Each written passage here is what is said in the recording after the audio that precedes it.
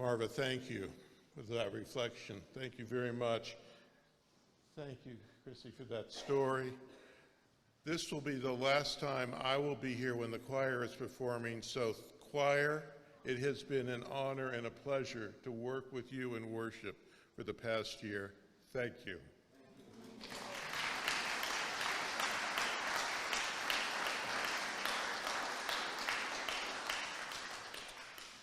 Well, here we are on June 11th, and summer is here. Schools are getting out, and vacations are beginning. It's a wonderful time of year. What have I got this on for? Yeah.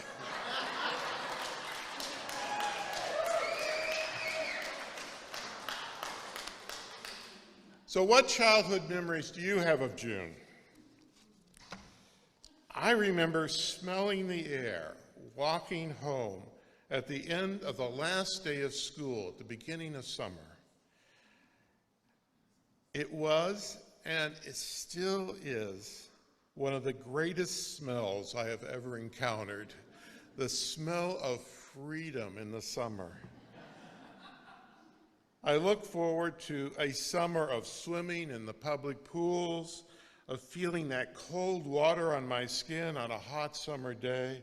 I look forward to visiting the public library and checking out books and having the freedom to read what I wanted to read, not what the school required. It was so liberating. Perhaps my memories stimulate your memories about summer vacations. Your mind may have already drifted off to recall your own memories of June. Perhaps for you, a childhood vacation was a trip to the beach, or a camping trip to a lake, or a river to swim or to fish in. I hope you have positive memories of such times. Now, unfortunately, the United States continues to be the only advanced economy that does not guarantee its workers paid vacations. Australia and New Zealand require employees to grant workers a minimum of 20 paid vacation days, 4 weeks per year. The European Union workers are guaranteed by law at least 20 paid vacation days per year, 4 weeks, with some European countries going beyond that, mandating by law as many as 30 days, that is 6 weeks of vacation per year. But in our country, there is no legal requirement of a particular amount of vacation. The average worker in the private sector receives 12 and a half paid vacation days and 6 paid holidays a year, far less than in any other advanced economy. And 1 in 4 Americans, 25% of Americans, are part-time or self-employed persons, and they have no paid vacation and no paid holidays. Well, why is this? It's the Puritan religion. Back in 1620, the Puritans arrived on this continent. They arrived in December in Massachusetts. It was cold. They had to immediately start building structures. They couldn't take any time off. They had to keep warm in the cold of winter. They came from England, where they were disgusted with the behavior of people who drank too much alcohol and spent too little time doing the work that needed to be done. For them, surviving that first winter, it was necessary that they worked incredibly hard. Even then, half of them died before the winter was over. To survive, they developed a belief system about God that they have given to us and we have inherited. The Puritans told each other that God wanted them to work hard. Work was a means of glorifying God. In performing daily productive labor, they believed that they were following God's plan, doing God's work. Puritan ministers exhorted their congregations, don't waste God's precious time. Cards, theater, dancing, they were all forbidden. The Puritan work ethic, shaped by Puritan theology, dominated America. But slowly, a few people in America became so wealthy that they didn't have to spend all their time working to survive. These people, they were wealthy merchants in New England and in the Middle Atlantic states. They were the plantation owners in the South. Now, they couldn't take time off from work just for fun without violating the Puritan work ethic. However, they came up with a loophole to get around this, a way to take a vacation. The wealthy merchants and plantation owners got medical doctors to recommend that they visit hot mineral springs, drink the water or bathe in the hot water to improve their health. This was the beginning of American vacation resorts. Europeans had been traveling to various spas since the late Middle Ages to drink the water and soak in the baths. Wealthy Americans followed this pattern. For example, the Stone Inn Hotel was built in 1806 in Bedford, Pennsylvania, near a mineral spring. The hotel, with its mineral-fed indoor pools, was for a time the most popular resort in the United States. Wealthy individuals came to bathe in the water to improve their health. But then a more direct challenge to the Puritan work ethic came from the Unitarians. Unitarians rejected the idea of original sin and argued in favor of the basic goodness of humanity. If we're good, the 19th century Unitarians argued, then it's not a sin for us to enjoy life. In the 1830s, the father of American Unitarianism, William Ellery Channing, preached a sermon in which he declared that man was made to enjoy as well as to labor, and the state of society should be adopted to this principle of human nature. Channing told his congregation that God had implanted a strong desire for recreation after labor and had made us for smiles more than tears.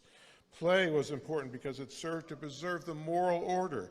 Unless innocent pleasures were available, Channing warned, people would choose dangerous, even criminal pleasures. Channing said pleasure should refresh instead of exhaust the system and not produce boisterous mirth.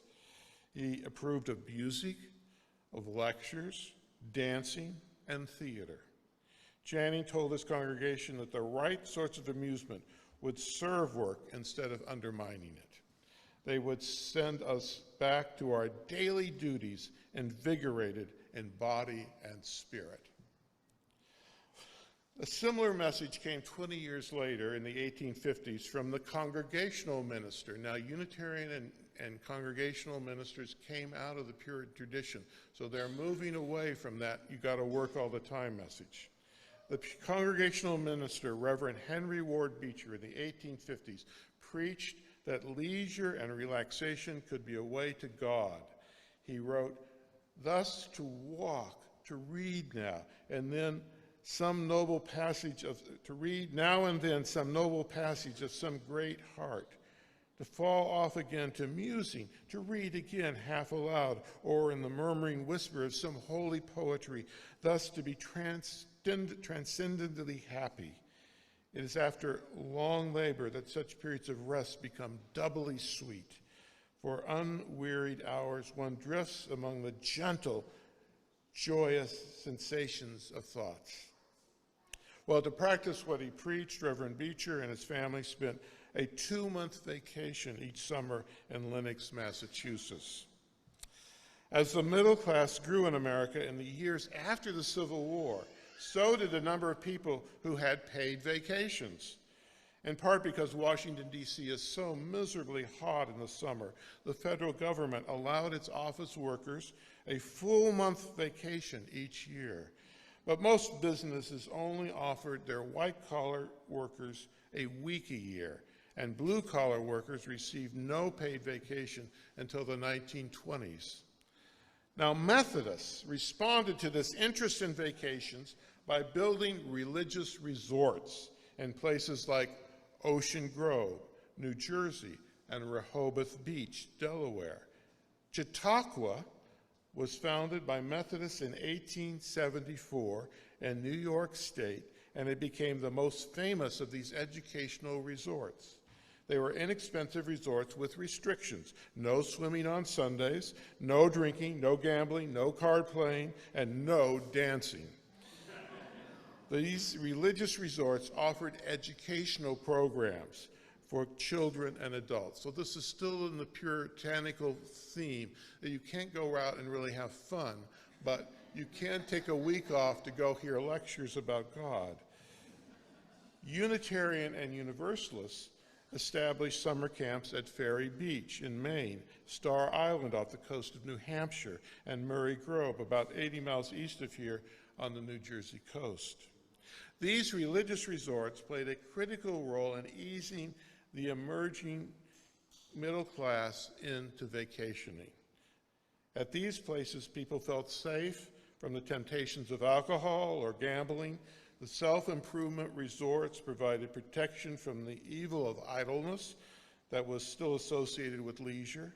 Many believed that they should not waste their time that they had away from work, but should instead engage in purposeful pursuits, such as listening to these educational lectures. Tourism, the travel to see things, also slowly became popular in the 19th century. At first, the primary destination for tourists was Niagara Falls or the White Mountains of New Hampshire. Over time, places like Philadelphia also became popular sightseeing destinations. Taking off work to visit Independence Hall was not considered an idle activity because it instilled pride in our country. Tourists responded to the Puritan work ethic by giving vacation a purpose. Tourists visited natural wonders and old buildings to add to their stock of knowledge, their experience, their wisdom. Yes. This helped provide a religious justification for another kind of vacation, the camping trip. In 1869, a Boston Congregational minister, the Reverend William Murray, wrote a book called Adventures in the Wilderness, or Camp Life in the Adirondacks, in which he claimed that God wanted us to go camping in the wilderness to improve our physical and spiritual health. He wrote that camping in the Adirondacks could cure almost anything. The book went through 8 printings its first year and set off a stampede of visitors. Many, unfortunately, found their experience camping less satisfying than Reverend Murray had described. In the Adirondacks, campers encountered blood-sucking black flies and day after day of rain. In the summer of 1870, newspapers reported stories of the mishaps and misadventures of what they call Reverend Murray's fools. Still, the minister made his point. His book popularized the word vacation, the act of vacating your city home. Following the end of the Second World War, we saw the invention of new ways to take a vacation. Organized crime constructed Las Vegas, which became a mecca for people who failed at math.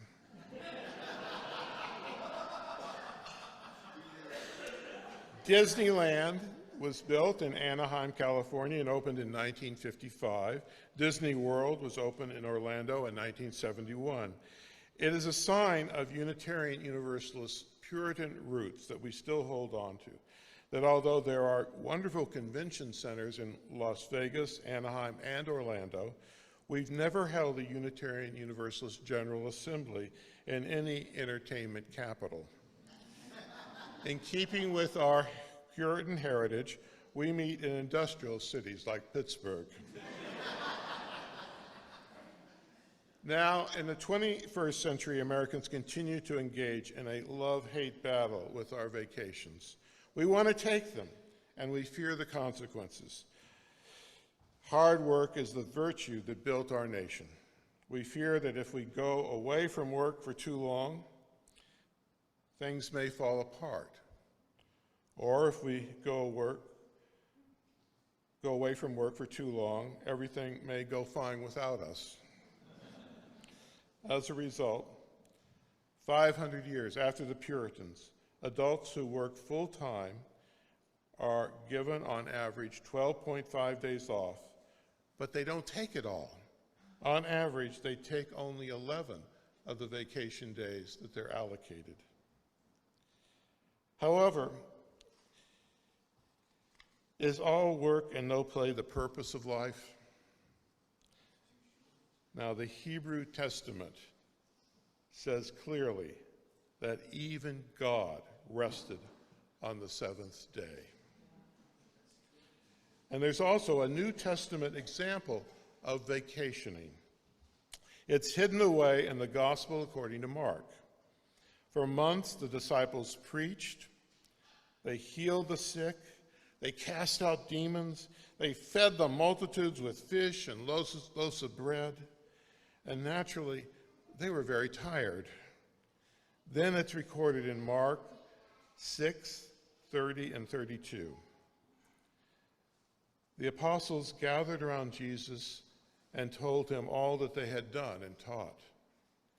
He said to them, "Come away to a quiet place, all by yourselves, and rest a while." For many were coming and going, and they had no leisure even to eat. And they went away in the boat to a quiet place by themselves. Therefore, not only God, but also Jesus was aware of burnout and the need to take a break. The Gospel of Mark grants you permission to get away to a quiet place to rest for a while. Now, I won't tell you what you should do on a vacation. That is your choice. I will only say that as your minister, I think that the Spirit of life wants you to take some time to relax and enjoy yourselves. Pleasure, if it doesn't harm others, is a good thing. So this summer, I encourage you to take a vacation. Shed your role as a worker. Rediscover who you are when you are not at work. Gain perspective on your life. Renew your relationships with your friends and family. And finally, have fun. Let's sing our closing hymn.